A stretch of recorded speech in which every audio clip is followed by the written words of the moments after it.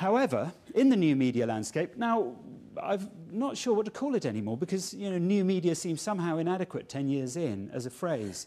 So let's view it as a constantly renewing media. Stop thinking about particular brands. I've used Twitter here, and I'll explain why in a moment.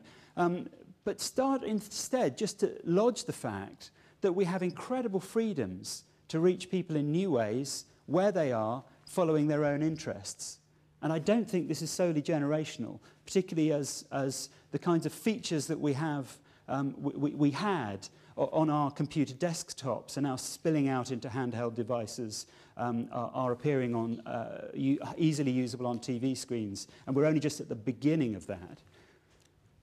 So in that context, what to do? Well, I say follow Blake. Well, here we are. What is an 18th century poet and radical doing in our conversation this morning? Well, he's just one example of the people I follow on Twitter. Most of the others are geeks, because I think they're a good lot to follow to work out what this medium means for us. He is embodied, rather like the school teddy that people take home at the weekends when they're 6 or 7. He is embodied by a group of William Blake enthusiasts on Twitter.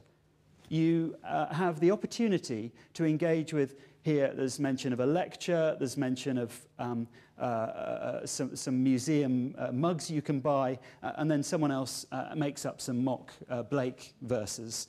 And this just pops up through the course of the day.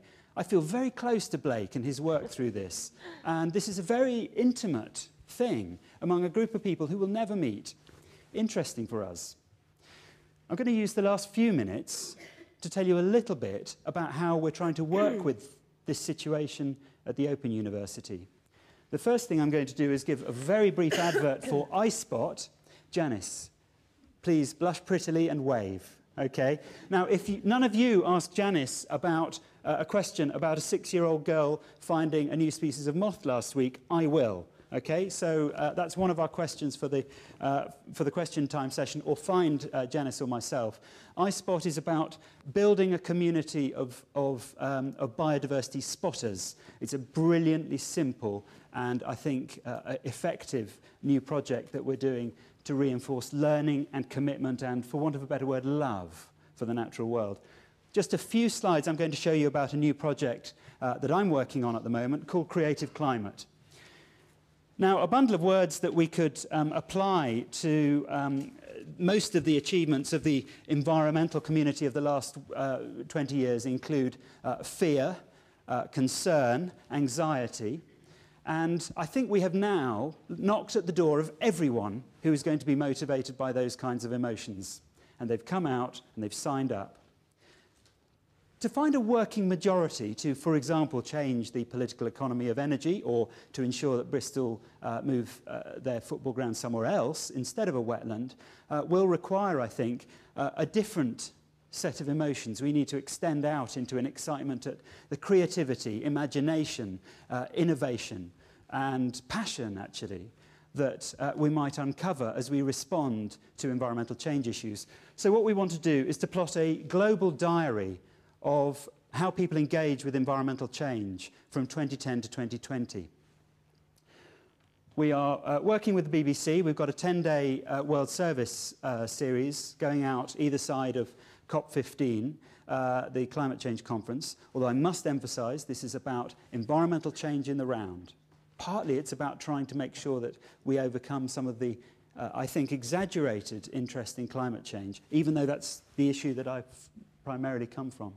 So we're working with the BBC in a number of different ways, but we're also curating diaries. We're inviting people from 8 key sectors that really matter across the next 10 years, science, design, and so on. And we're inviting people to hold diaries with us, diaries that everyone can read.